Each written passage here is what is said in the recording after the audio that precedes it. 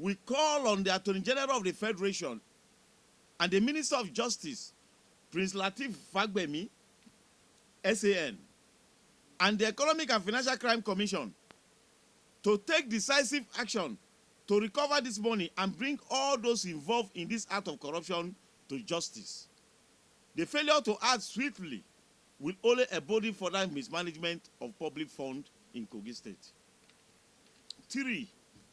A thorough investigation into financial mismanagement in Kogi State. This is not an isolated incident.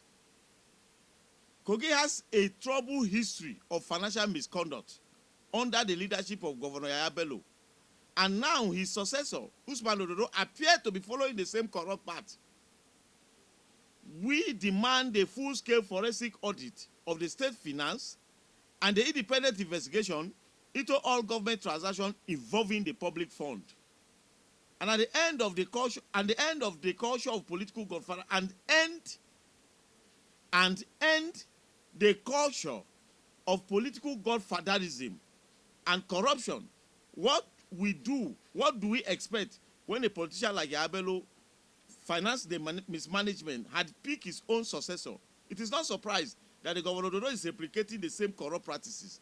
The people of Kogi State must break free from the cycle of political godfatherism that continue to enrich a few and impoverish the masses. Kogi State cannot continue to survive on private account. We must reclaim our state from the grip of corruption and ensure that the public fund serve the purpose, the people, not a select few individual. We urge Governor Usman Ododo to act responsible, return the diverted fund, uphold the principle of good governance, as the era of recklessness, embezzlement must end.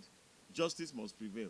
Is that with Freedom of Information Act, it is proper that all public transactions should be made public so that people will know how their money is being used. And on the other hand, I want to say that we cannot continue to hide under the deceptive silence of our stolen voices as a people in Kogi State. And what do I mean? We cannot have corrupt practices handed down from the immediate past administration, as have been alleged, and is still under investigation and trial with the EFCC. I think if the president have deemed it fit to empower the local government through the local government autonomy, it shows that there have been witnesses to total diversion of funds that are meant for local government usage. And since this has been signed into law, anything that comes from the Supreme Court is a policy. And we urge all government agencies in Kogi State, not in Kogi State alone, in Nigeria, to obey that court ruling. Let the local governments be. Let the development whittle down to the people that are dominated in the rural poor. And until this is done, the rural-urban surge that is being afraid of by government will continue. The only antidote for development is the local government autonomy that have been granted. Yes, the issue of the 13.4 billion, which is in the crux of what we are here today to discuss, is one of such things. If monies are released to the rural poor to be used in their development, let us not tamper with it. A time will come that this might lead to implosion. What do I mean by implosion? You cannot gag a child and he will not cry. You cannot take what belongs rightfully to the common citizens of Nigeria and they will watch you. Yes, we have not gone to that stage of purification, but I think we are in the process of getting Nigeria in the right path. If each and every one of us in the civil society comes out to kick against corruption and all appearances of its form in our civil service and civil societies.